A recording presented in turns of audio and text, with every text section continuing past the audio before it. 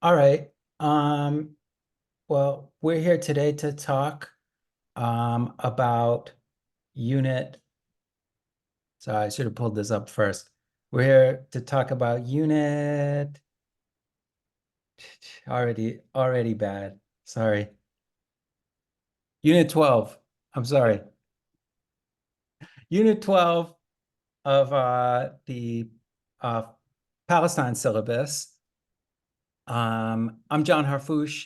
I'm an associate professor of philosophy at University of Alabama, Huntsville. And I'm here with Brandon. Go ahead, Brandon, you can introduce yourself.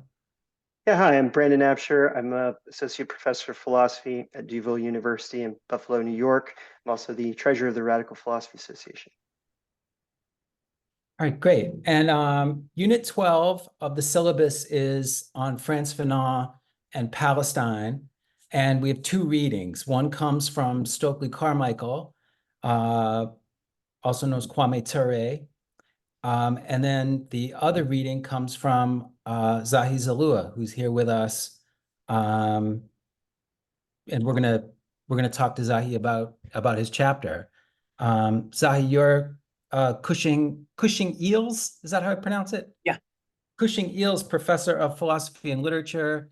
You're also a professor of Indigeneity, Race and Ethnicity Studies at Whitman College. You're the editor of a comp-lit journal, The Comparatist. And today we're going to be talking about a 2023 book, your 2023 book, Solidarity and the Palestinian Cause, Indigeneity, Blackness, and the Promise of Universality. And this is kind of a, if I understand it right, it's kind of a sequel to a 2017 book that you wrote called Continental Philosophy and the Palestinian Question. Yes. So, well, thanks so much, Zahi, for doing this. Thanks for talking to us. And we'll just jump right into it. That's okay. Yeah. Yep. So, like I said, this is a chapter from your 2023 book, and it puts the question of Palestine in conversation with critical Black studies and Indigenous studies in order to open up a range of questions on sovereignty, the nation, humanity, and above all, solidarity. Could you just maybe start by positioning this chapter in the context and within the argument of the book as a whole? Yeah. What's this book about, and where does this chapter fit in this book?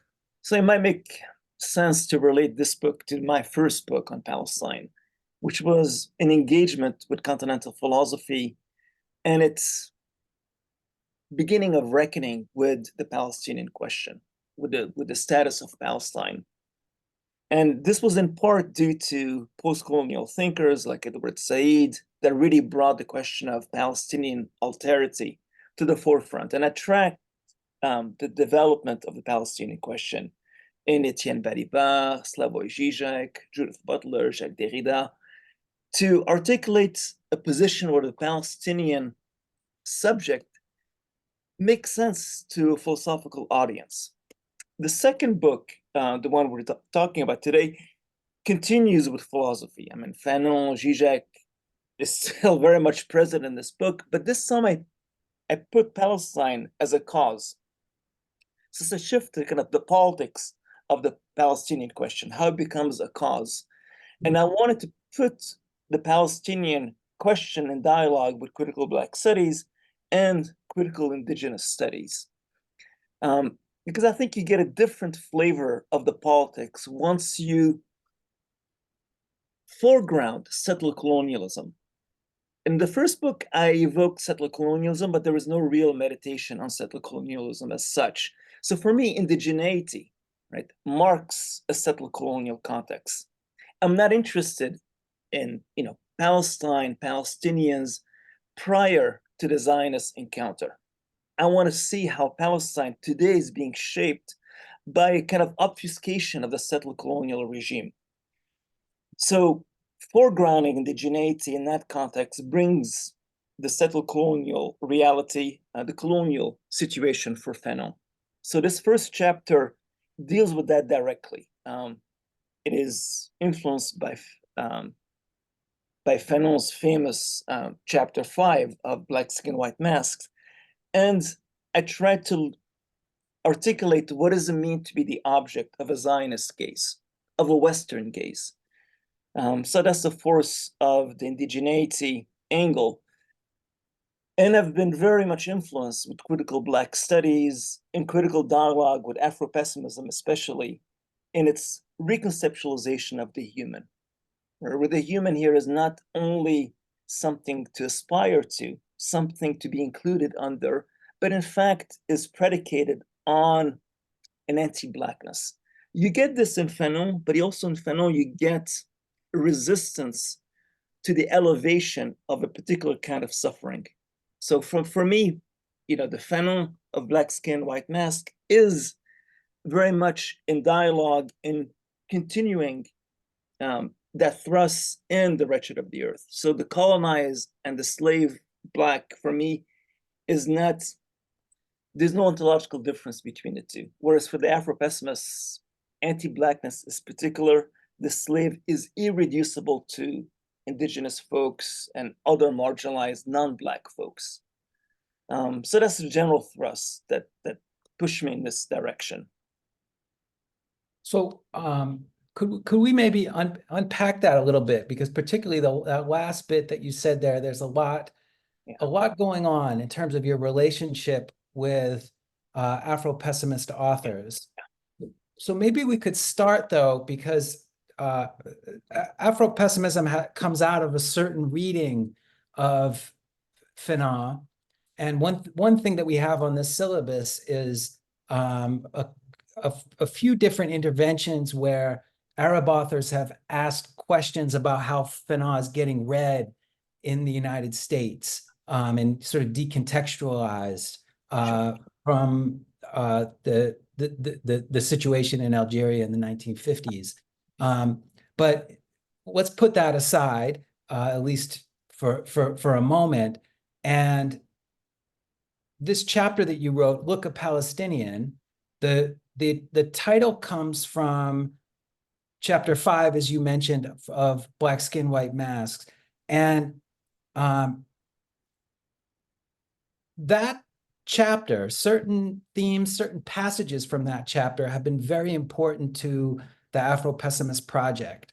Could you maybe just walk us through what you understand Afro-pessimism to be, and which authors define Afro-pessimism? What are some of the central precepts or tenets of this way of thinking, and why is Fanon so important to them? Yeah, so Fanon is very important to Frank Wilderson and Jared Sexton. He's a key figure, and it's definitely the Fanon of Black Skin, White Masks. As a kind of general horizon for understanding Afro-pessimism, I think you have to go back to Saidiya Hartman's notion of the afterlife of slavery. So when Blacks became free subjects, no longer object, no longer property, with the abolition of slavery, you had a kind of bizarre reality where you were formerly equal to white folks, but in fact, ontologically, you remained a commodity. You remain an object. You remained a non-being. And this ontology has persisted, and the lack of ontology for Blacks. And it's not just that, so the Wilderson makes a crucial distinction in his eyes between degraded humanity and non-humanity, abject inhumanity. And for him, there's hope for Palestinians, for non-Black queers. They can be upgraded. You can get the ontological upgrade. But in case of Blacks, their nothingness is a precondition for any plenitude, any being who's non-Black. So that's the kind of framework around Afro-pessimism, the importance of understanding Blackness. Anti-Blackness is not just racism. There's something singular about it. that to really overcome anti-Blackness, the way they imagine it, would mean the destruction of the world. So they quote, in the later chapter in Black Signalized Mask, they quote Fanon quoting Césaire, what is worth doing? The end of the world, destroying the world. So they like this vision that the only way you can intervene and alter anti-Blackness is by radically dismantling civil society, the very understanding of humanity. So I took the Afro-pessimist as a challenge. If you're going to conceptualize the Palestinian cause, you can't bypass the Afro-pessimist. You can't bypass the question of the human. And I think this is why I draw from them quite heavily. But I don't think their solution is acceptable, right? The kind of dead end where there is no cross-racial solidarity, no possibility of a renewed Black Palestinian solidarity is a priori ruled out. So that's where I go different routes. And interestingly, Jared Sexton opens up the possibility of a Black Palestinian solidarity that I address in a later chapter on sovereignty. It was on a roundtable around Black Palestinian solidarity. And he talks about the force of solidarity, which is a beautiful idea. And then he gives it a kind of Lacanian gloss. And he inquires, what is in the struggle more than the struggle itself? And there's a kind of evocation of the Lacanian death drive that compels you to go against your private interests, right? Which is organized around the pleasure principle. So there, he conceptualizes the possibility of a solidarity that calls on you to potentially act against your interests for a greater cause, for an ethical cause, which I think would be abolition, right? So if you're Palestinian, you have to risk your own identity in the cause of a Black agenda. So he sets the bar high, but I think that becomes a new horizon for thinking solidarity, not as, okay, where can we get along? We have some fairly general statement we agree upon. It really requires you to stick your neck out. And, BLM chapters did this. The Red Nation did this. These collectives, they stood with Palestinians. They are standing with Palestinians, and they're being called anti-Semitic. I mean, it comes with that charge. And Palestinians align themselves behind BLM protesters, and they expected white terror to come, right? They didn't back down. So I think this vision of solidarity is possible. It's rare, but it can be formulated if we take up, in a sense, the concerns of the Afro-pessimists. So there are two ways you deal with the Afro-pessimists. Either you're fully on board or you dismiss them out of hand. And I think somewhere in the middle, working with their thought, I think is very valuable. And could you say a little bit, that's one thing I appreciate about this chapter is that I didn't find you dismissive of their work. You clearly had read it carefully. In the acknowledgments, I noticed you had received feedback from Calvin Warren, yeah, and some other people who are who many of us would associate with the Afro-pessimist position.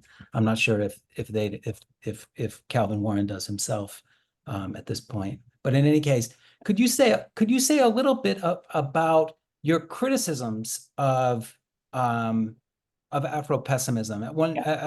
For instance, you say it particularly Wilderson's engagement with Palestine veers on Orientalism. Could you elaborate that criticism and the other criticisms that you have? Yeah. I mean, there is a kind of primal scene for Wilderson, the scene with his Palestinian friend, close friend, a fellow revolutionary. That's Wilderson before he became an Afro-pessimist, before is this kind of originary story, right? Origin story of how you become an Afro-pessimist. And his friend is telling the story about his cousin who died in the first Intifada. And then he starts meditating on his own experience in Israel, in Palestine, through the checkpoints, how humiliating they are. But then he pauses and says the worst one is when you have an Ethiopian Jew checking you.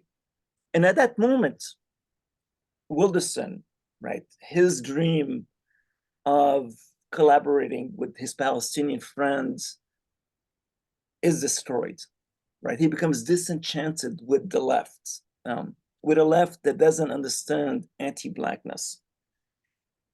And my intervention in that scene, because he has repeated the scene in multiple texts, so it is a kind of primal scene for the Afro-pessimist, for the emergence of an Afro-pessimist sensibility. This is where a framework of settled colonialism complicates the story. So if you assume the settled colonial framework, you have to work with the binary opposition of the settler and the native. And unless you have a metaphysical vision of Jewish indigeneity, it's the Palestinian who's the native, it's the Palestinian who's in the land. And this is, by the way, how 19th century Zionists saw themselves. They saw themselves as colonizers of Palestine. So working within that binary opposition, the settler and the native, it compels you to revisit the scene. So is his Palestinian friend basically aligned with Ashkenazi Jews, with white Jews, with European Jews? Are they basically together against the Ethiopian Jew, right, as a symbol of anti-Blackness in this context?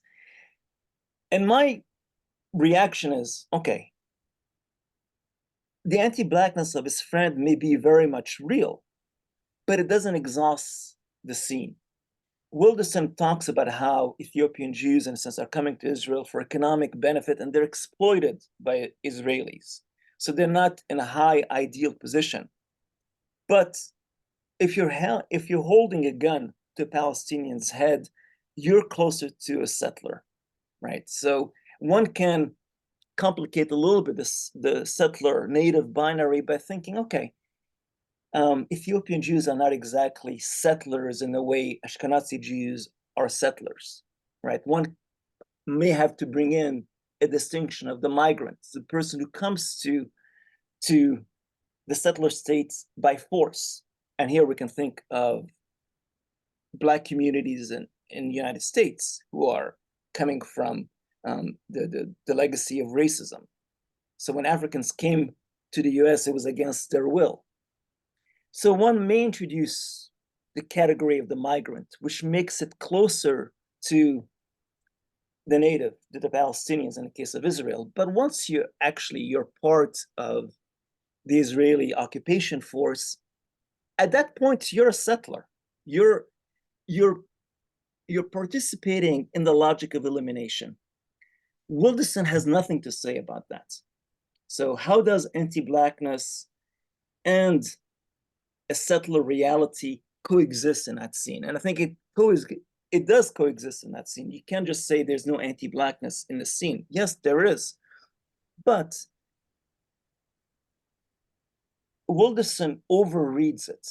Wilderson can only see pure hatred of Blackness in his friend, rather than, let's say, one additional factor. These are newcomers, right? Ethiopian Jews are newcomers to Palestine, Israel, and they have more rights over Palestinians who've been there for generations. That could be also frustrating, right? His vision of the Ethiopian soldier. And then in other passages, because it's unfair if you just build the whole argument on one scene. He goes back when people are saying, what's happening in Ferguson is what is happening in Palestine. He says, no, not at all, right? He says this is radically different. And in fact, there's Arab-Jewish slave trade, dates for centuries. And he talks about the Arab psychic life is like the Jewish psychic life. Anytime you talk about the Arab mind, Arab psychic life, you're in the realm of Orientalism, sadly. So there's a kind of loss of any specificity to the Palestinians. So this is where his Orientalism becomes apparent, that the Palestinian will betray you, not might betray you, they will betray you. Could you help So- me with this though? Because, oh, Brandon, go ahead. Sorry. Well, no, I was just wondering about this question you had mentioned before of degraded humanity versus inhumanity. And so it seems that those categories emerge out of this reading of this scene. And I was wondering then how you would sort of revise those categories in light of your revision of that, or your otherwise reading that scene. So for me, they're both, in a sense, occupying the position of the wretched within Palestine, Israel, right? Palestinians are wretched because they're under occupation, and in Israel proper, they're subjected to different laws. Ethiopian Jews are racialized as other, kept in control. So I would say the fundamental difference here is between human and not quite human, the degraded human, rather than having this understanding that the human is predicated exclusively on one figure that negates it, right? So, people have drawn on Afro-pessimists to talk about the French situation, how North Africans, migrants from North Africa, Beurs, as the French called them, occupied the position of Blacks in the United States, and also Blacks, Africans in France occupy that position, right? So in France, you have multiple groups occupying the position of the radical other. And how the French subject defines itself is very much in relationship to what it excludes. So this is where I would try to resist ontologizing that position. The Afro-pessimists veer into that area. They can't historicize it, because if you were to historicize that position of exclusion, then it will look different in Palestine, especially when you have Black subjects, right? So if the Afro-pessimists are very attentive to positionality rather than identity, then you have to look at the positionality of the native in a settler context. You have to look at the positionality of Arabs in France in relationship to the French model of the kind of Republican model and so forth. So I have a question, a follow-up to that might kind of lead us into the second reading, the Stokely Carmichael keynote address. But maybe something you could help me out with here, because I have to say I'm one of these people that really struggles with, I think, particularly Wilderson as a thinker. Hartman I still find very interesting. Christina Sharp, I find them very interesting, but Wilderson, the Wilderson stuff that I've read I really struggle with. And so when you say, if you could just allow me a second to elaborate what it is I struggle with, when you say it veers on Orientalism, part of the problem I have with this short book, Afro-pessimism, is, as an Arab American, I ask, why is this our tradition? We have an intellectual anti-racist tradition, both in the United States and, of course, in the Middle East and North Africa. And let's take this term Orientalism.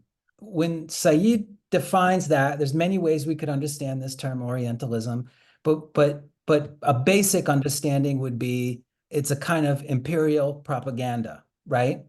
Mm-hmm. And partly when I hear you talking and you're saying that Wilderson lacks a settler colonial perspective, you could also say that this way of thinking lacks a critique of imperialism.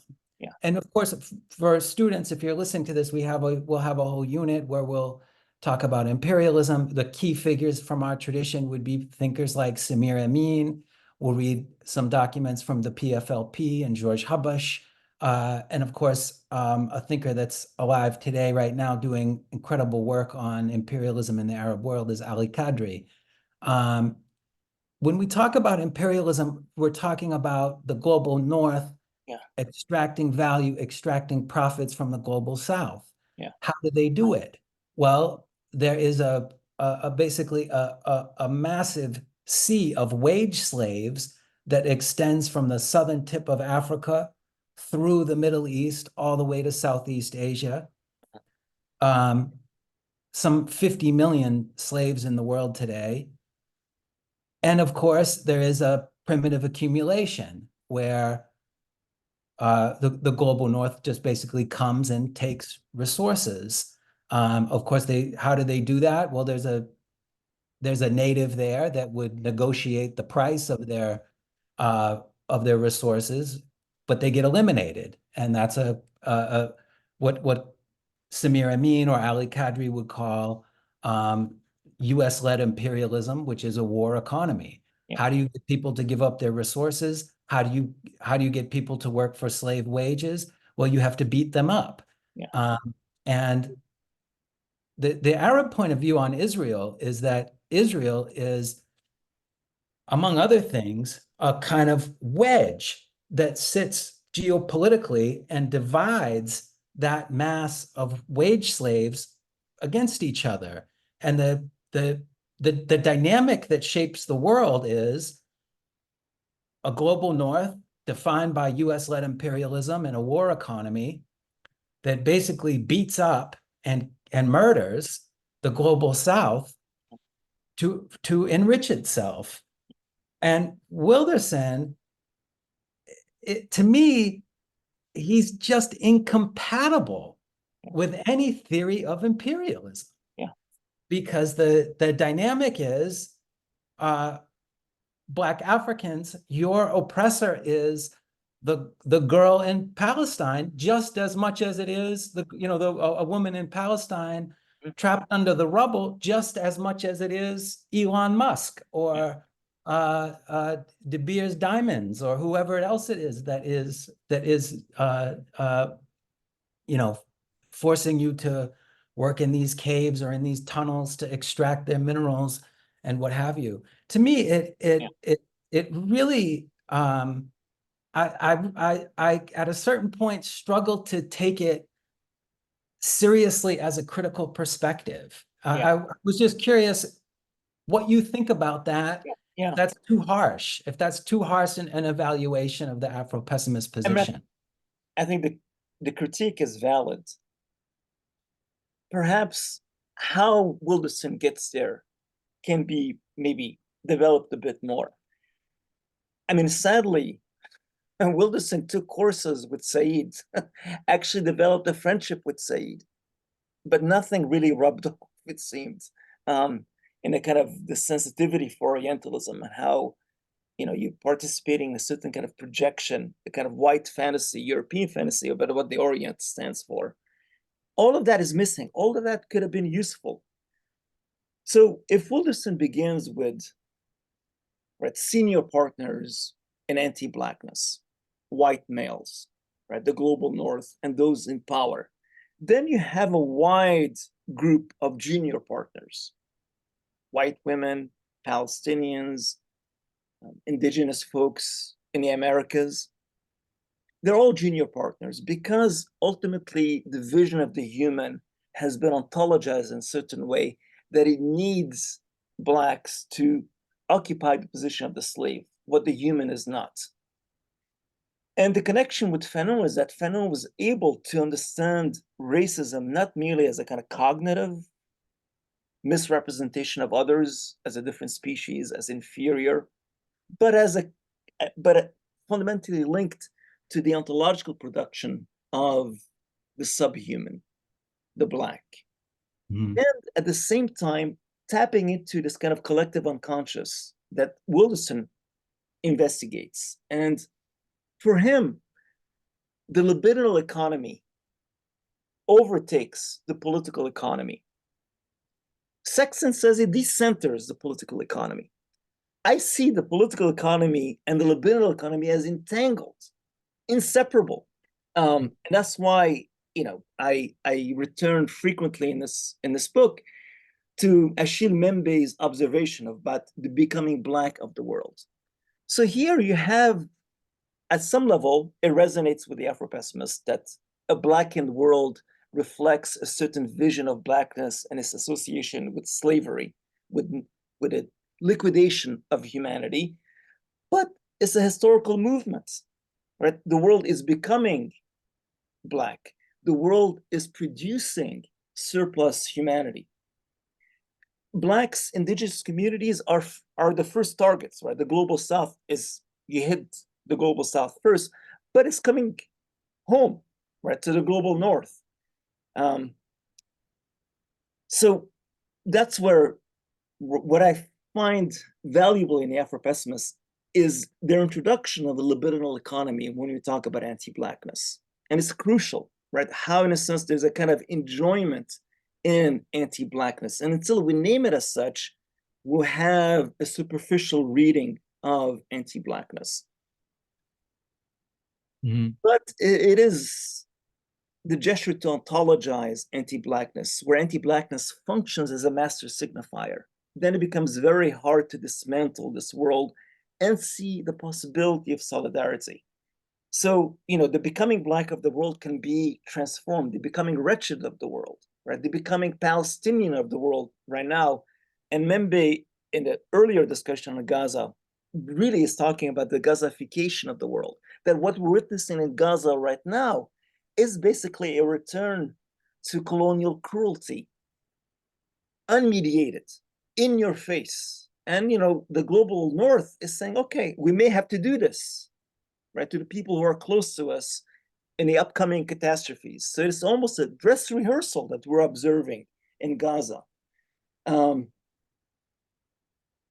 the mechanism that produces something fundamentally other that defines who you are is then used to liquidate that other. So Wilderson, you know, reflects on, you know, what is the position of Black folks in this world? And he gives the example of a slaughterhouse. That, you know, a Gramscian Marxist approach here would be, you know, wanted to improve the conditions of the worker. For Wilderson, the Black identifies with the cow, which is completely invisible for the left. Mm-hmm. Right? I mean, it is a powerful image that, you know, who is rendered visible and who is effaced, who's subjected to erasure. So I think the Afro-pessimists give us a framework for understanding how racism functions ontologically, John. I mean, that's the way I take from them. I mean, they put it in such a powerful formulation that racism touches you ontologically. Racism, anti-Blackness must be understood through a kind of libidinal economy of enjoyment, how we consume certain images, how we desire certain images, and how we fear certain images. So negrophobia becomes a way for understanding how Blacks are treated and how a Black officer can have internalized a Black imago, where, in a sense, if a Black officer, police officer, sees a Black person, that Black person is an enemy, even though, right, they should be in solidarity. That's really helpful to me, actually, because that's a genuine question where I really struggle with that piece of their writing, and I think that's a really helpful explanation for me. Brandon, did you have anything you wanted to ask? I thought maybe we'd turn to this Stokely Carmichael keynote, but is there anything? Yeah, I guess one to short, but I don't know how short it'll be. But, you know, I think one question and that comes to mind through this is sort of, you know, even going back to Fanon, the rejection of dialectic. And I wonder what that means in terms of struggle with respect to this cause. And that, I think, connects to the question of humanity and inclusion within humanity. So, you know, you mentioned the destruction of the world before. You know, I have trouble understanding sometimes what it literally means, but maybe that's just because I lack a proper non-dialectical imagination. So, you know, if you could, explain what this kind of means from the point of view of struggle a little bit, that'd be great. I mean, they intentionally leave it vague, right? I mean, this is like, we're not supplying blueprints, but at the same time, you're evoking Fanon quoting Césaire. And in that context, Césaire has in mind a very much anti-colonial left vision, understanding of things.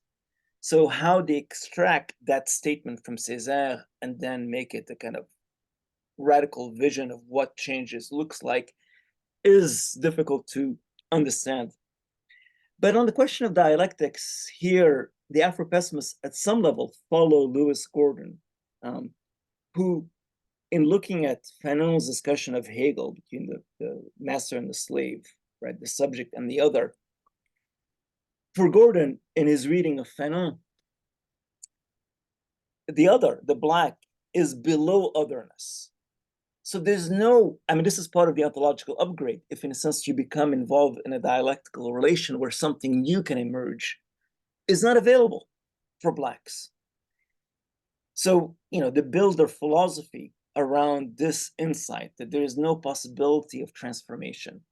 The Black has to be outside dialectics. And Wilderson sees this situation and runs with it. Then he says, okay, the slave is fundamentally different from the worker. So here there's a nice kind of division. So we can look at the surplus, that we can look at capitalism and its production of surplus humanity.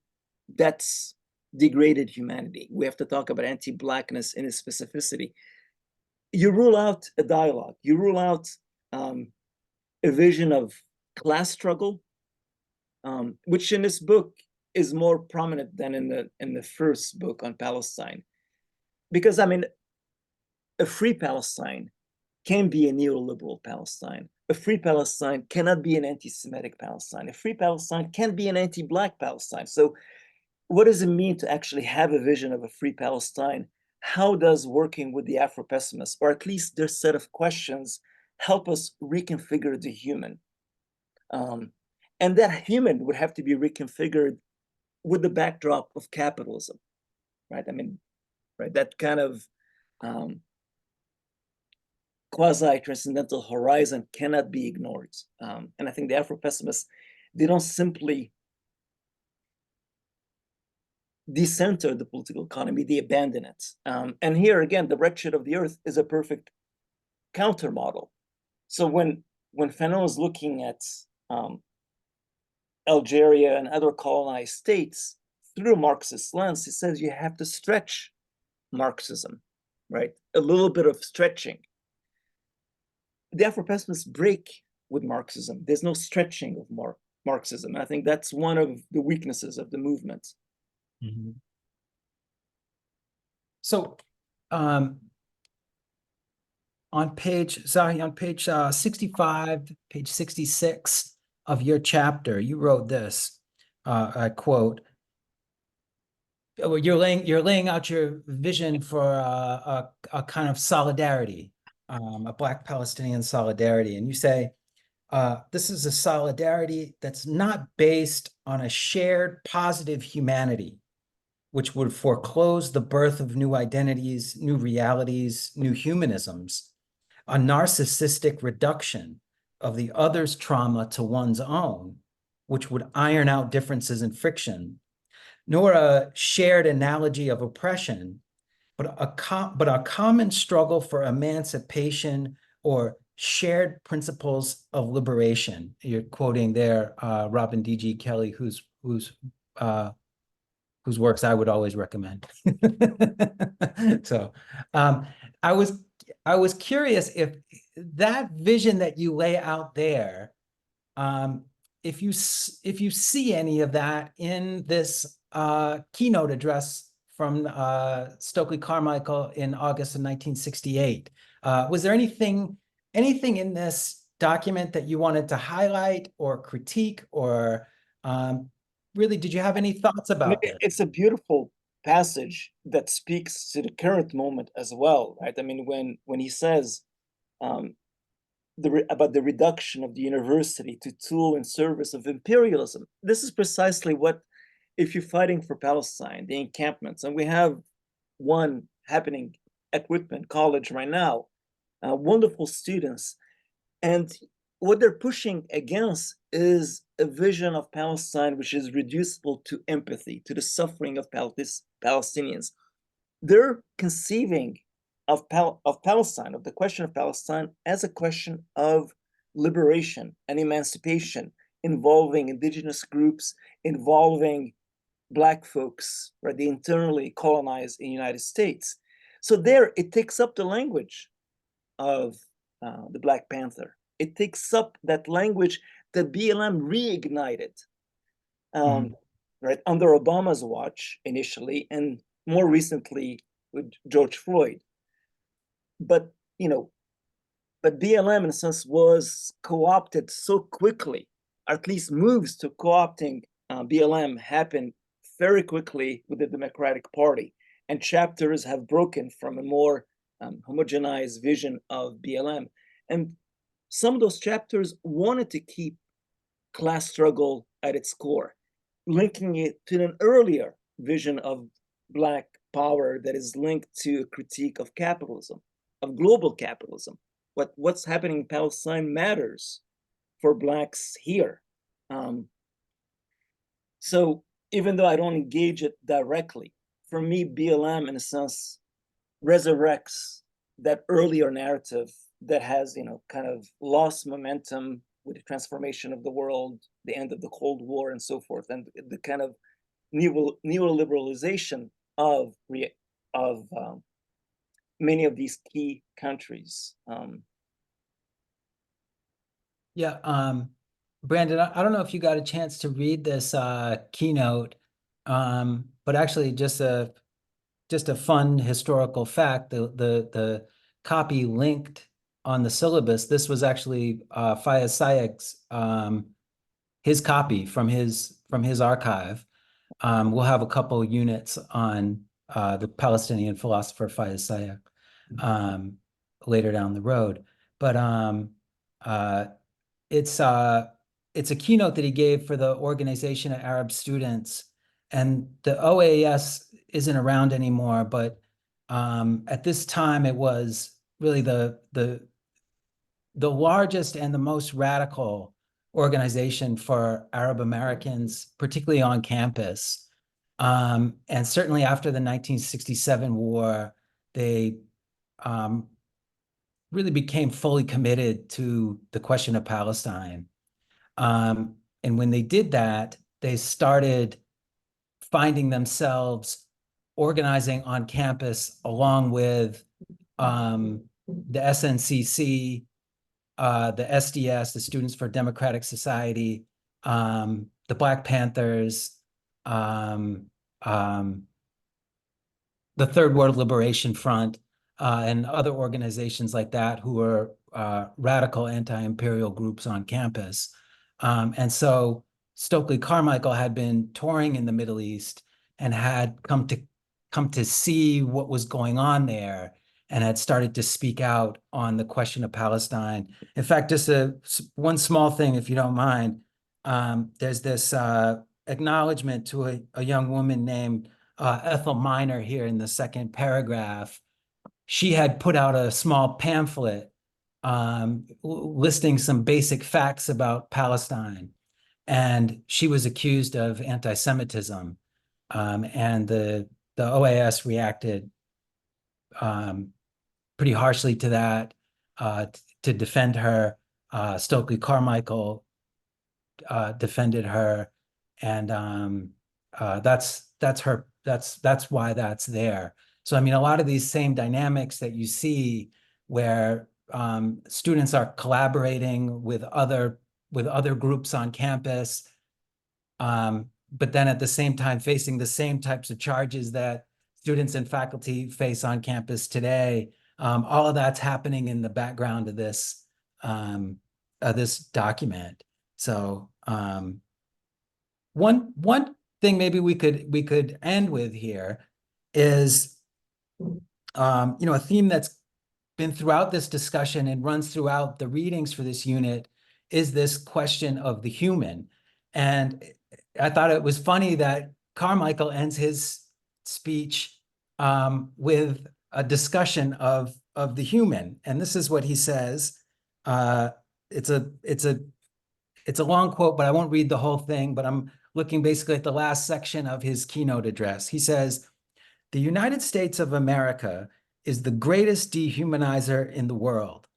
It dehumanizes everywhere it goes. And Israel is nothing but a finger of the United States of America. It dehumanizes all over the world. Our fight today is a fight for humanity. It is not just a fight to change systems. It is a fight for our very humanity, our freedom to live, to have the type of culture, to language, to religion, and to live and function and enjoy the wealth of the earth. That is our fight. We are fighting for our humanity.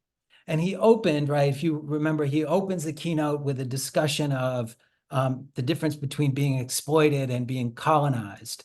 So when he finishes his talk, he comes back to this question of what it means to be human. And of course, this document is deeply indebted to Frantz Fanon of The Wretched of the Earth. And so I just was curious if you wanted to, Zahi, maybe end with some thoughts about some of the pitfalls, some of the dangers, but then some of the hopes behind this concept of the human. Yeah. What use does it have today? Should we do away with it, or is it still something to aspire to, that colonized people would still want to be human, when the human has always historically been defined in terms of this very limited, exclusive European ideal? I mean, the legacy of the human is genocidal. I mean, that legacy has been horrific. You know, and humanists have tried. This is a work in progress. You can always perfect the human. How do you perfect the human if you're still locked in a kind of anti-Black world, or a very imperialist world? So the fact that Fanon ends The Wretched of the Earth by evoking this image of a new man, a new human being emerging, is telling. And this echoes the beginning, as you know, of Black Skin, White Masks, where in the first page, why is he writing this book? He gestures towards a new humanism. And then on the second page, he gives you the zone of non-being. It ain't going to be easy. So how we think about the human is, for me, a constant preoccupation. And what folks in critical Black studies have pushed against is this post-humanist gesture. Yeah, we're done with the human. Let's reorient our gaze to the world. Let's take climate change into consideration. Let's minimize the humanist focus. You can't do that, right? And since for those who have never enjoyed access to the human, you can't just bypass it and project this kind of utopian reality. So for me, the human has to pass through its destruction to be reimagined. And I think this is what Fanon was working on in Black Skin, White Masks, and in The Wretched of the Earth. How do we conceive of the human in such a fashion that it doesn't marginalize others? And this could be other human beings, could be animals, how we treat animals, how we live in this world. Cannot involve a cosmetic transformation of the human. The human as such must be dismantled. And I think that's unavoidable. And any discussion that marginalizes the question of the human is almost too passé. I mean, who cares about humanism anymore? We have to be post-humanist. Ignores the lingering effects of imperialism and anti-Blackness and slavery. That would be my kind of comment on this. And how to imagine the human. And we have wonderful models. If the human remains a kind of force of negativity, not a kind of positive, substantial entity, then you can entertain images of the cosmopolitan human, images of the exilic human, which I try to do in this book using Said, putting the vision of exile in dialogue, right, in a kind of contrapuntal relation to indigeneity, right? To think Palestinianness is to think the exilic and the indigenous at the same time, rather than follow a kind of rooted identity, which often the human becomes attached to the state and how the state operates. Brandon, you have any thoughts about that? No, I mean, I think the final thing I guess I would sort of ask from on my end is if you could relate this question back to your ideas of solidarity and how you see then a solidarity that is resistant to humanism or that's destructive of humanism, while nonetheless not opting for an easy post-humanism, if Yeah. that makes sense. Yeah, it makes perfect sense. So I think, we can look at the encampments. We can look at that kind of progressive eruption, right, at the heart of a university, a college space that is meant to just reproduce reality. So how can we understand these encampments as instances of solidarity, or at least invitations for solidarity? And how does it relate to the human? For me, is crucial. And I think one of the force of these encampments is, who gives you the right to divide the world between who matters and who don't? Who is disposable and who is grievable? So a refusal to accept how the world gets divided, I think, is a leftist concern. I think it's a Palestinian concern, and I think it's a Jewish concern. So this is the basis of that solidarity. If we agree that nobody has that authority globally, nobody should be able to naturalize their behavior, becomes a condition for transforming this world. That would be my kind of a short observation. Yeah, and maybe just one thing to end on, to sort of tie all of this together. One of the things Carmichael says, in fact, the thing he says that he wants the Black community to do above all in this regard is to, as he puts it, spread propaganda against Zionism, but a positive, maybe a positive way to state that is, he says he wants Arab culture and Arab language to be part of the university curriculum. And Zahi, in our field in philosophy, we've always struggled with this for a good 200 years. And so with that said, this work that you're doing, Zahi, I think is really crucial in that regard. It's one of the most important things I think we can be doing, is to keep writing and keep talking about these kinds of questions. So, and I mean, I think linking your comments here with Brandon's earlier question, I mean, there's no solidarity until there is a reckoning with the human, and more precisely, kind of decolonizing of the mind. And how do you decolonize your mind, right, in the sphere of philosophy, in the global north? And what does that look like? And for me, it's not merely a metaphor when you decolonize your mind. It involves fundamental self-violence. It courts symbolic suicide, defections. Unless we have these kind of instances, there's no solidarity that is worth fighting for.